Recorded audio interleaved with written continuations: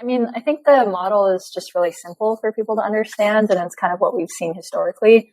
And theoretically, it allows large holders of the token to be incentivized to actually participate. But in practice, we've seen DAOs that doesn't actually always happen. And so I definitely think there are a lot of challenges with this model.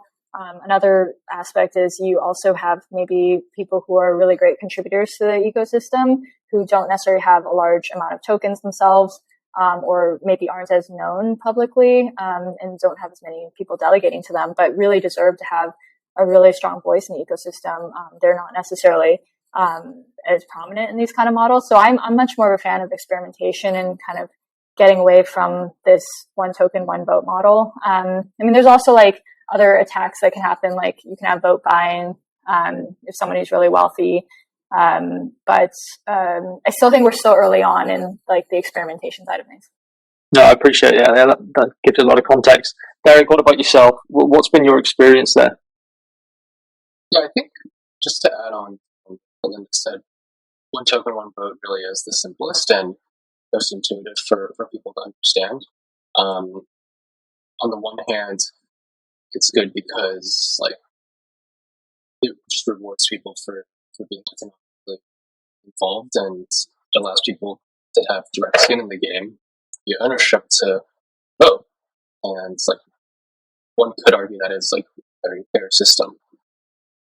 Yeah, on the other hand, I think there's been a lot said about many different people about the pitfalls of token holder ownership. In these systems, there's a lot of different stakeholders. Token holders are just one of them.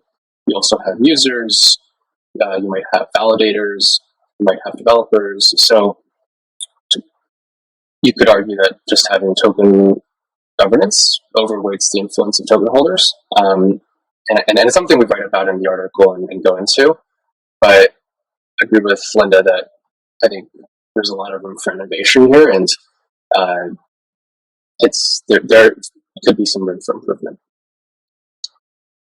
Yeah, that makes sense. I mean, Cliff, you're deep in the weeds as well here. I mean, is there anything to add from your perspective? Yeah, I think like just to piggyback of what Linda and Derek mentioned, it's a super simple model, but at the same time, like there are challenges, right? Like voter apathy. People are just sometimes not incentivized to vote.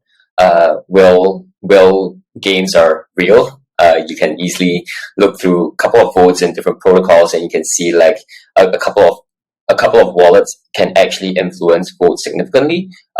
There's issues of vote buying. There's issues of token holders just not feeling confident or not feeling the need to even vote in the first place. So many different challenges there, and that's why I think different protocols have embarked on exploring different models of governance, right? Just to see what might help to remedy all of these potential flaws in the one token, one vote model.